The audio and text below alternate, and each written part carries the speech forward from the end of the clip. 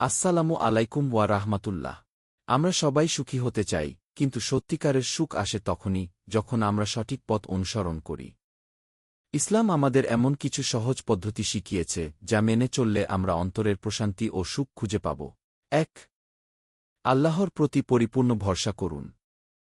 যে আল্লাহর উপর ভরসা করে, আল্লাহ তার জন্য যথেষ্ট। সূরা আত-তালাক আয়াত ৩। ২. নামাজ ঠিকভাবে আদায় করুন। রাসূলুল্লাহ সাল্লাল্লাহু আলাইহি ওয়াসাল্লাম বলেছেন, নামাজি মুমিনের জন্য প্রশান্তির মূল উৎস। মুসলিম। ৩. মানুষের সাথে ভালো আচরণ করুন। রাসূল সাল্লাল্লাহু আলাইহি ওয়াসাল্লাম বলেছেন, তোমাদের মধ্যে সেই ব্যক্তি সর্বোত্তম যার চরিত্র সুন্দর। বুখারী। সুখী হতে চাইলে এই ৩টি জিনিস মেনে চলুন, দেখবেন জীবনে প্রশান্তি নেমে আসবে ইনশাল্লাহ।